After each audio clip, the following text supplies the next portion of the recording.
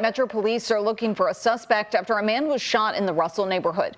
Officers responded to a call at 26th and West Chestnut Streets around 1 this morning. They found a man shot inside the 26th Street liquor store. Police say he was taken to the hospital and is expected to survive.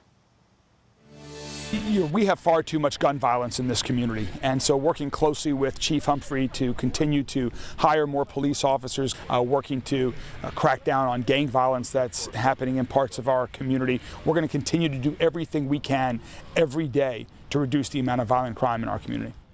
Louisville Mayor Craig Greenberg saying he's working with Metro Police to crack down on violent crime. The mayor says now they're working on different solutions to what's been a growing concern in the city for years. He made those comments after a violent weekend with 2 people killed in 5 separate shootings. WHAS11's Clarice Shaley and photojournalist Levi Hammer break down the mayor's plan.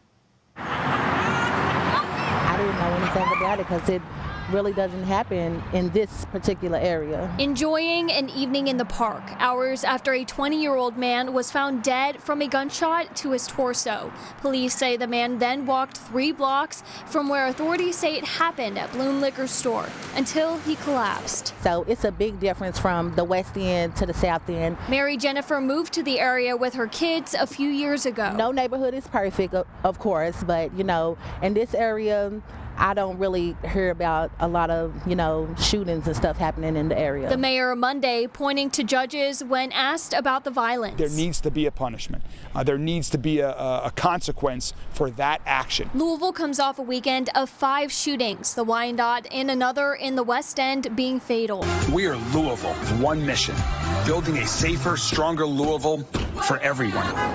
The city is also turning to police officer recruitment as the answer. We're looking to recruit 200 more officers to LMPD. We want people from all backgrounds, from all parts of the city to become part of the solution. I think more officers patrolling the areas would be, a help to not only this community, but other communities as well. In Louisville, Clarice Shaley, WHAS 11 on your side.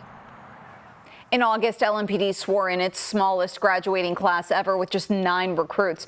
To improve recruiting, Chief Humphrey says the department is paying competitive wages, recruiting at local colleges, and looking for retired officers who want to return. Today, the suspect in a deadly shooting in Shelby Park is due in court. Metro Police arrested 30-year-old Eliyahu Perkins yesterday, more than 6 months after the shooting on South Preston Street.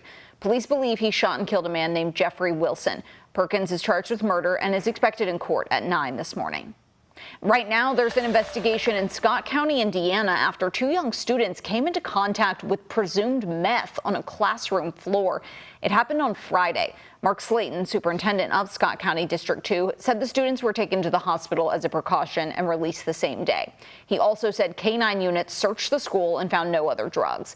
In a statement to families, Slayton said, quote, "A safe learning environment is a top priority, and we will continue to work with our local law enforcement partners to seek answers to the questions that still remain." There's been no information about how the meth may have gotten inside the school.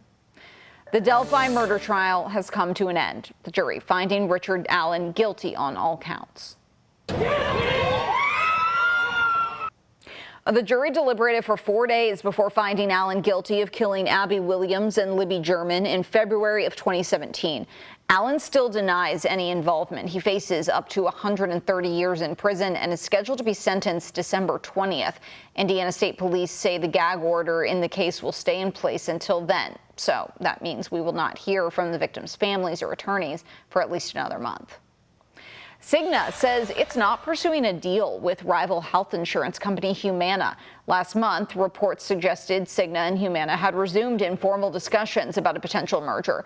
A new release from Cigna, though, says the company is not pursuing a deal with Humana and going forward will only consider acquisitions that are, quote, strategically aligned, financially attractive, and have a high probability to close.